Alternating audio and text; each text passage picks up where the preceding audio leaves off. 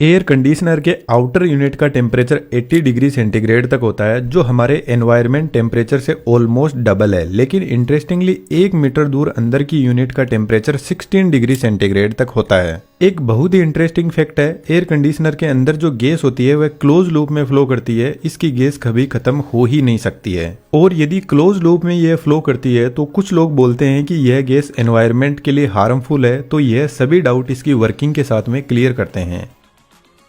Air conditioner की कोई ज़्यादा कॉम्प्लेक्स इंजीनियरिंग नहीं होती है, स्टार्टिंग होती है कंप्रेसर से। एयर कंडीशनर का हार्ट यही डिवाइस होता है, और इस कंप्रेसर के अंदर आज के मॉडर्न टाइम के अकॉर्डिंग एक एनवायरनमेंट फ्रेंडली गैस भरी जाती है, जिसको R32 बोलते हैं। इस गैस को रेफ्रिजरेंट भी बोल सकते हैं। जब कंप्रेसर इस गैस को कंप्रेस करेगा तो इसका प्रेशर बढ़ने लगेगा, जिसकी वजह से टेम्परेचर भी बढ़ने लग जाएगा। और जब गैस कंप्रेसर से बाहर निकलेगी तो इसका टेम्परेचर होगा 80 डिग्री सेंटीग्रेड।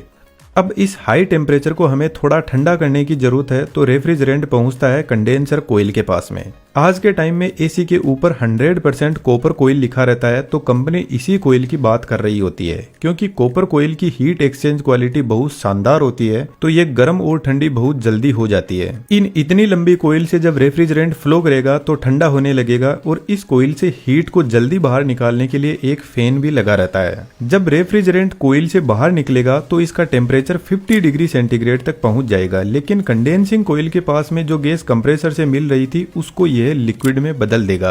आपको पता है, जब हम पानी को गर्म करते हैं तो वह लिक्विड से वेपर में बदल जाता है, यानी लिक्विड से गैस। इसके उल्टा जब कोल्ड ड्रिंक की बोतल को हम फ्रिज से निकालकर बाहर रखते हैं तो इसके चारों तरफ पानी की बूंदें जमा हो जाती है, जिसका मतलब है वेपर वापस लिक्विड में बदल रहा है। तो कंडेंसिंग कोयल भी गैस को ठंडा करने का काम करती है, जिससे यह गैस से लिक्विड में बदल जाती है। लेकिन अभी भी यह हाई टेम्परेचर का लिक्विड हमारे किसी काम का नहीं है। तो यहाँ से लिक्विड एक्सपेंशन वॉल के पास में जाता है। एक्सपेंशन वॉल का ओरिफाइस बहुत छोटा होता है, तो इधर वाली साइड में बहुत ज्यादा हाई प्रेशर भी है और हाई टेम्परेचर भी है। लेकिन जब इस नैरो ओपनिंग से रेफ्रिजरेंट बाहर निकलेगा तो इसका प्रेशर सडनली रिड्यूस हो जाएगा, जिसके साथ में इसका टेम्परेचर भी रिड्यूस हो जाएगा, और यह लिक्विड एक्सपेंड करेगा, जिससे यह रेफ्रिजरेंट वापस लिक्विड से गैस में बदलने लग जाएगा। लेकिन यहाँ पर लिक्विड 100% गैस में नहीं बदल पाता है। यह वॉल ठीक एक वाटर स्प्रे की तरह काम करता है। वाटर स्प्रे भी बेसिकली वाटर को वेपर में बदल देता है, और यह काफी ठंडे भी होते हैं। गर्मियों में छत पे रखी टंकी का पानी बहुत ज्यादा गर्म हो जाता है,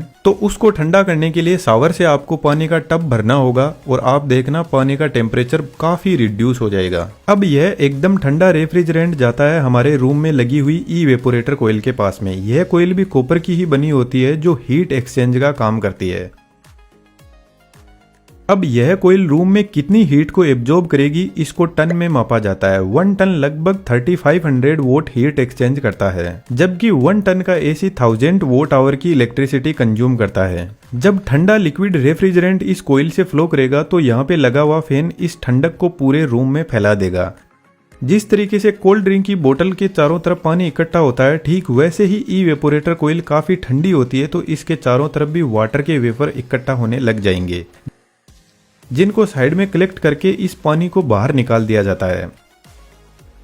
इसी फंडे को यूज में लेकर बारिश के मौसम में बहुत ज्यादा नमी हो जाती है, तो एयर कंडीशनर रूम के अंदर की नमी को भी सोख कर बाहर निकाल देते हैं। और ऐसा हमारे साथ में भी होता है। जब हमारी स्किल का लेवल एकदम वीक होता है तो लाइफ हमें एकदम च्युइंगम की तरह चबाकर फेंक देती है। यह कोयल रूम को तो ठंडा कर रही है, लेकिन रूम की जो गर्मी है उससे इसमें फ्लो हो रहा रेफ्रिजरेंट धीरे धीरे वापस गर्म होने लगता है। और अभी मैंने आपको बताया कि एक्सपेंशन वॉल लिक्विड रेफ्रिजरेंट को 100% वेपर में नहीं बदल पाता है, तो रूम के अंदर जो गर्मी है उससे रेफ्रिजरेंट वेपर में बदलने लग जाता है। लेकिन जब रूम ठंडा हो जाता है तो यह कोयल भी इस रेफ्रिजरेंट को पूरा वेपर में नहीं बदल पाती है। अब इवेपोरेटर कोयल से यह मिक्स्ड लिक्विड और वेपर पहुंचता है कंप्रेसर के पास में। और जैसा कि इस डिवाइस का नाम ही कंप्रेसर है, तो इतना तो हम दिमाग लगा सकते हैं कि सिर्फ गैस को ही कंप्रेस किया जा सकता है, लिक्विड